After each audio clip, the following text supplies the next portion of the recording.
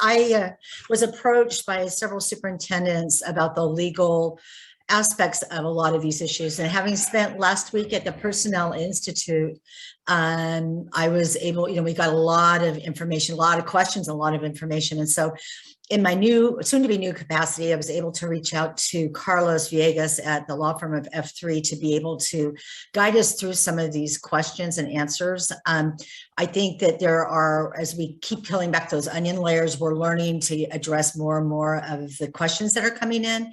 And yet there's some, as you've heard today, that are still unanswered. So Carlos, I'm going to turn it over to you. I just want to add that if you have questions, put them in the chat. Edgar and I will be monitoring them, and we'll try to get them to Carlos as well. And if there's some things that we can't answer, we'll try to find answers for you later. So Carlos, you're on. Thank you, Laura. I appreciate the introduction, and it's good to see so many friends and colleagues in one space here. Although I have to say, I feel for Megan in kind of coming into this new, and I'm the first attorney to talk to the group after the governor's announcement. So I feel like Megan and I have been called into the principal's office in the first week of school. So putting that aside, I think I've been at the bargaining table for the last year and a half and kind of having the steady whiplash as we respond to all the different state orders, local orders, new federal laws, new state laws that are trying to address the pandemic.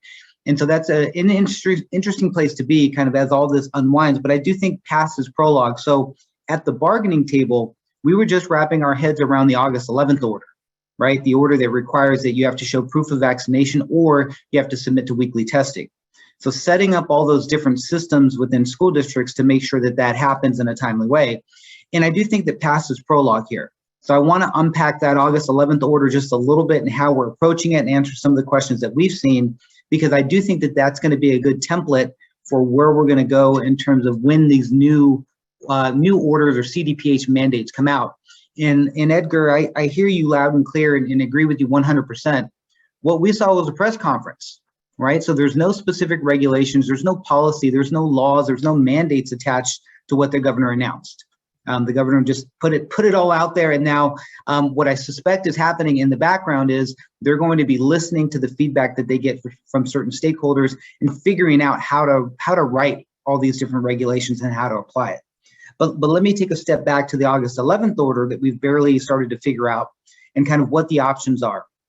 One of the biggest issues that we've been seeing is either employees not responding, whether or not they've been vaccinated, which by the way means we have to treat them as if they're unvaccinated, or them saying they're not vaccinated and they don't want to submit to testing.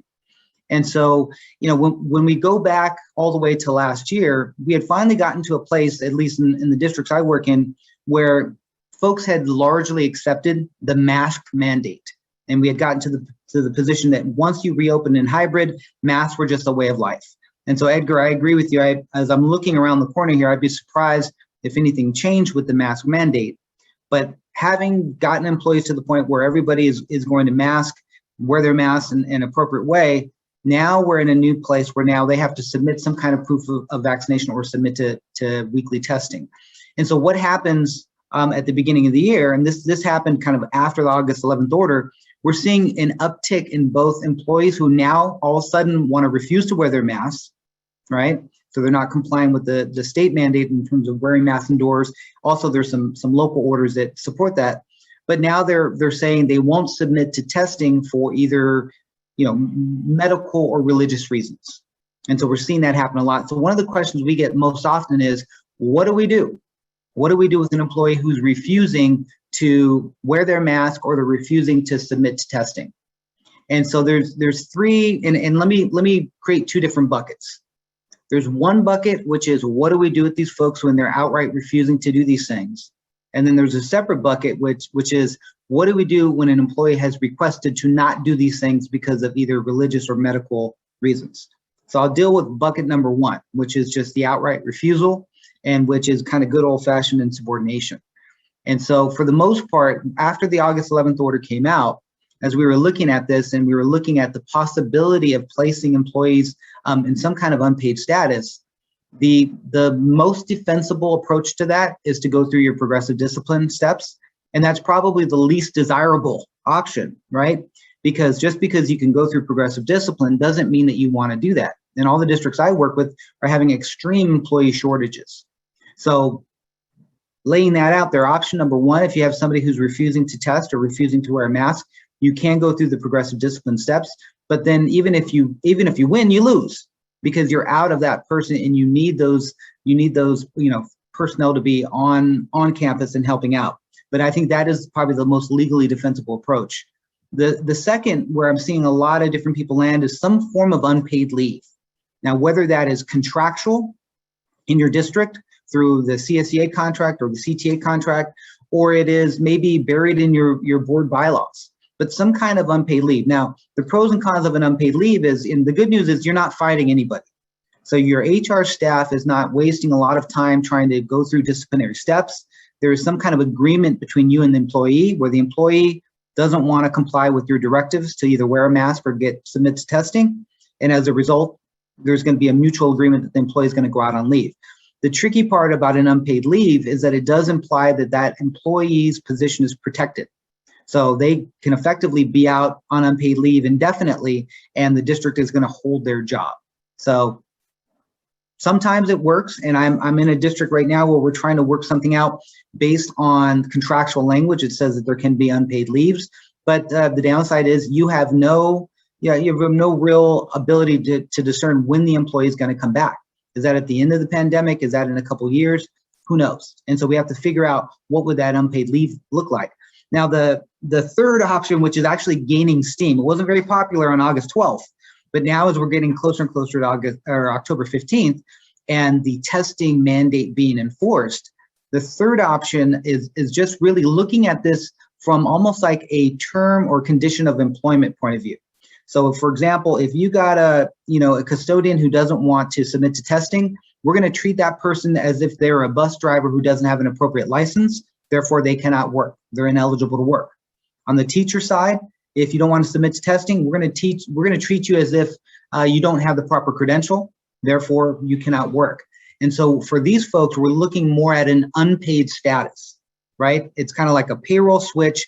We're flipping it. You're ineligible to work. You're now in unpaid status until such time as you submit to the testing and you do what you need to do. The problem with that approach, from my perspective, is it's not necessarily based on any statutory scheme, right? So if we're talking about teachers who don't have credentials, there's an ed code section that says we can't pay those folks. So we feel like we're in a pretty good place. For the unpaid status piece, it's a little bit murkier. And so we're going to have to make some argument that the state mandate requires us to place these people in unpaid status. And so you may or may not get some pushback from the unions on what that process looks like. And I'm guessing a lot of you are at the bargaining table or having your staff be at the bargaining table to negotiate MOUs to kind of smooth that process through. So that was bucket number one, your outright refusals and your folks who are being insubordinate.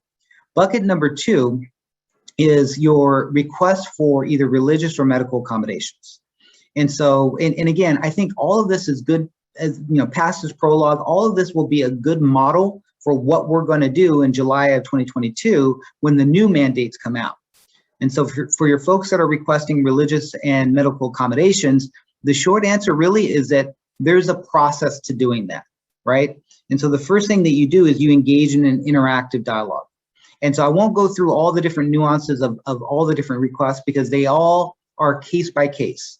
So I think the core goal here is to make sure you have a uniform process in how you go through the both religious and medical accommodation pieces.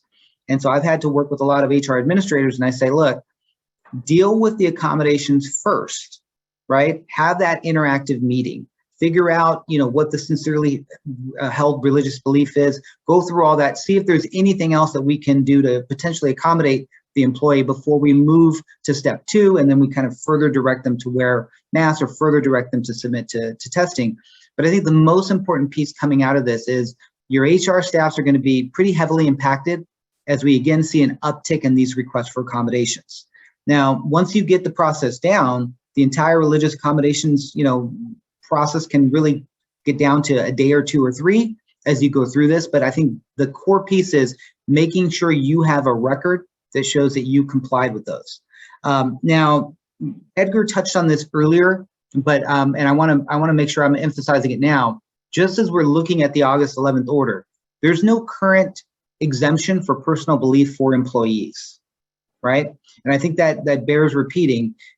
Currently, if an employee says, I don't want to submit to testing, it's just my personal belief, there's no exception for that. And so I think you're in a good place to say, sorry, there's nothing we can do. Now, as we move ahead to the governor's, yet unannounced kind of regulations around the new mandates, we'll see, but I suspect there also will not be a carve out for employees based purely on personal beliefs. Now, I do think we're going to be talking about two different scenarios that are really substantively different. And Ron, I appreciate you sharing kind of what's going on in between the different protests and everything happening in your community, because I do think you're right. There's going to be a lot of strife. There's going to be a lot of controversy, a lot of tension, because asking employees to submit to weekly testing is going to be far different than actually mandating a vaccine. And that is just kind of just legally established that vaccines are more intrusive. You're putting something into your body. So there's actually a pretty large body of law that goes through kind of vaccinations. And people have been opposing vaccinations for 100 years. As long as you've had vaccinations, you've had people opposing them. And there's a lot of law that goes around that. So I suspect what we're going to see is a lot of different challenges. All that being said, we knew a year ago, or if not longer, that employers have pretty good authority to mandate the vaccination. So school districts were already in a position where they could have required staff to have vaccinations, but for political reasons and just really there's a lot of different fish to fry. We understand why we would be looking to the state to take some leadership in this area, and now it looks like effective July 22, they're going to start doing that. But I don't think that means the challenges are going to stop. But see, these are some of the biggest issues that we're looking at, and kind of as we get into where we're going to go. And Laura, I want to open it up. There's a couple other questions that I have, but is there anything burning in the chat room that I could address first? I think one of the questions is to clarify if employees still have a religious and medical exemption. Short answer, yes. And the way I'm looking at that is the medical exemptions would be under the ADA, and I believe the religious exemptions are under Title VII. So those are federal protections. So California probably wouldn't be in a great position to say they can do anything about that process. So what I suspect, Edgar, is even if the state mandates the vaccinations for both employees and students the way that they're saying that they're going to do, and they're going to roll that out July 1, 2022, I bet you dollars to donuts, you're still going to have to go through the process if somebody requests a medical or religious accommodation. The good news, and I'm an insufferable optimist, the good news is you're going to get a lot of practice this year. As we're looking at the August 11th order, that is going to be your template for what you're going to do and apply in 2022. And there are questions around the unpaid leave issue. Do you still have to provide benefits? Do you keep their job open for the 39 months for certificated? What is that, or do you negotiate that locally? Well, let's just say we're making all that up as we go along, to be perfectly honest with. And I do think that is a district by district basis, right? And so I think the first thing is, and I saw this question come up earlier, is due process. And so no matter what, I do think that you have to bake in some form of due process in what you're doing. And again, I'm separating two different things here, three different things. Progressive discipline, one bucket, nobody really wants to do that. It's a long slog, and we need our employees. But bucket number two, unpaid leave. Now, when we're talking about unpaid leave, we're suggesting that we're protecting that employee's job. And they really have permission to go out on that leave, and then they're going to be coming back. In a situation like that, it may depend on what the contract language says. So, for example, I'm looking at a contract right now where it says, if we grant you an unpaid leave, that will be unpaid, obviously, but also without benefits. So I think the first question I would ask is have your staff look at both contracts, any contracts that you have with employees in your district. Look at your contracts, look at your board policies and your administrative regulations. And the unpaid leave typically should flow from one of these things. Locally, you should have some ability to say, I'm grounding this unpaid leave in the contract. I'm grounding this unpaid leave in, say, the board policy or the administrative regulation. And that, in my mind, is going to guide whether or not the person's going to continue to receive benefits or not. Now, no matter what, I would want to build a mini due process. So due process light in this conversation. And so what that means is, let's say the employee refuses to submit to weekly testing. We would direct them first, direct them again, then we would bring the employee in and say, do you have any, we're considering putting you on an unpaid leave, or we're considering other options, progressive discipline. Do you have anything you'd like to say, any response that you have? So what I want to do is document that they had notice and an opportunity to respond before the district took any steps. And taking away pay is pretty significant, especially in California, and it's kind of viewed as a constitutional right of the employee. So you want to make sure all of that is grounded in some form of authority before you move forward. Thanks, Carlos. I know, and it's a very difficult conversation with the tremendous staff shortage. And so you're that juxtaposition is really, hitting. And Charlie, I don't want to call you out, but I'm not sure if I understand your question with the loss of credential. Can you explain that a little bit more? I'm not sure if I understand the question. Thanks, Laura. Don't mind being called out on this one. As Carlos explained, we would treat that as a bus driver gets a DUI, as bus driver license is suspended, a teacher, for whatever reason, loses their credential. Maybe it turns out and they never sent their money to CTC. Suddenly they don't have a credential. We can't employ them. They're not vaccinated.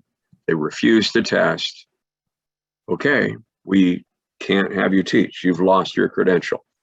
I thought I heard Carlos say that. So my question was, in the case of a loss of credential, there's no progressive discipline. It's not a disciplinary action.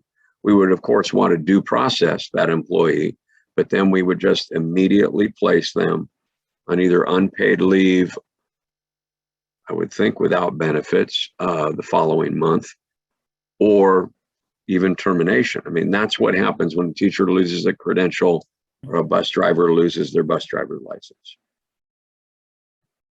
And Charlie, I don't disagree. If you don't have a credential and the ed code, it's automatic. And do not pass go, do not collect 200. The challenge for us with the weekly testing is that it's not grounded in statute. And I think that's the core difference for us, is that if someone challenges it, and by the way, we're in this weird position where there's strength in numbers. So chances are, Charlie, whatever you're doing in your district, your neighbors or a good portion of your neighbors are doing something similar, hopefully, maybe, or maybe you're flying all alone and you're building the plane as you go.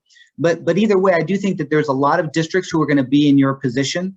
And so what I suspect is going to happen is, if there are challenges, those challenges will take months, if not years, to be litigated. And by then, the immediate challenge that you had, the immediate problem in your district will have been resolved. And let's just all be honest.